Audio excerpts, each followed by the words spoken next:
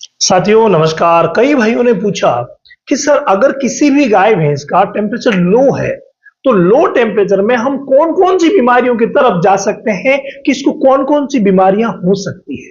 देखिए, low temperature जिसको हम हाइपोथर्मिया कहते हैं, आप सभी को पता है कि जब कोई भी चीज बढ़ती है तो उसको हाइपर बोलते हैं। जैसे अगर तापमान बढ़ता है तो उसको हाइपरथर्मिया कहेंगे, और अगर कम हो रहा है तो उसको हम हाइपोथर्मिया कहेंगे। तो ऐसी कौन कौन सी बीमारियां हैं जिनमें लो टेम्परेचर होगा, या लो टेम्परेचर जब है तो हम अपना ध्यान उन बीमारियों की तरफ जा सके कि ये बीमारियां हो सकती है लो टेम्परेचर में।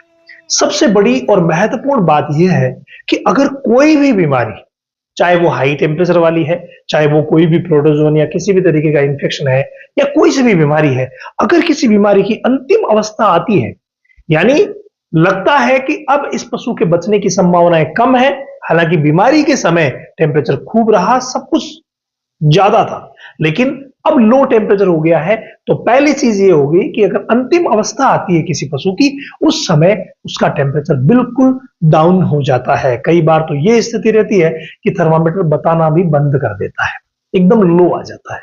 तो ये स्थिति किसी भी बीमारी की अंतिम स्टेज में हो सकती है।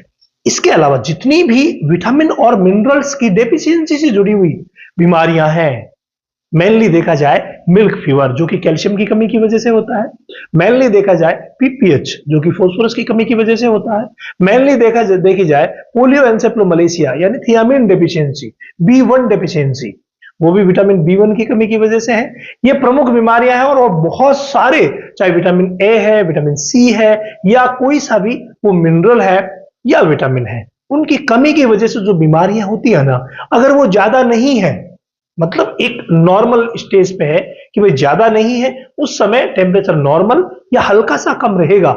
लेकिन जब ज्यादा होती है तो उस समय लो टेम्परेचर दिखाई देता है।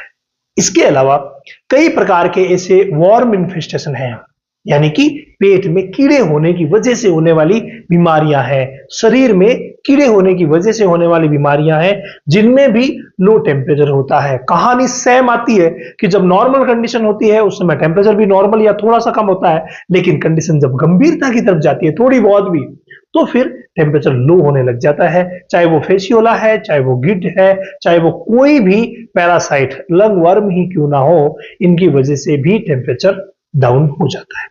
इसके अलावा पेट से जुड़ी हुई कुछ बीमारियां हैं, जैसे एसिडोसिस हो गया, एल्कलोसिस हो गया, या कई प्रकार के जो इंडाइजेशन होते हैं, उनमें भी यही कहानी है कि जो ही ये इंडाइजेशन होगा टेम्परेचर नॉर्मल या थोड़ा सा कम होगा, लेकिन जो जो ये तकलीफ बढ़ेगी टेम्परेचर लो होता जाता है।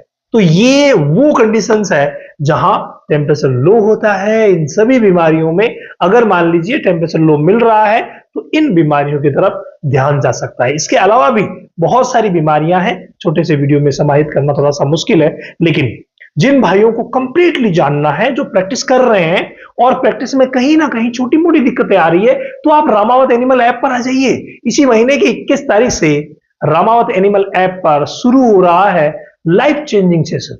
एक बार ज्वाइन करके देखिए, क्या वाकई ये सेशन लाइफ चेंजिंग है क्या। वेटनरी प्रैक्टिशनर जितने भी हैं वो एक बार अगर आएंगे तो भाई उनको फायदा होगा, और आना ही पड़ेगा अगर आपको फील्ड में दिक्कतें आ रही हैं, क्योंकि दिक्कतों के साथ जूझना एक अलग बात है और दिक्कतों को सॉल्व करना अलग बात है। तो यही सॉल्वेशन होगा रामावत एनिमल ऐप पर। रामावत एनिमल ऐप आपको प्ले स्टोर पर मिलेगा, 1 2 3 4 OTP है। और आ जाइए, वेट क्लास का कंप्लीट सिलेबस देखिए क्या क्या पढ़ाया जा रहा है।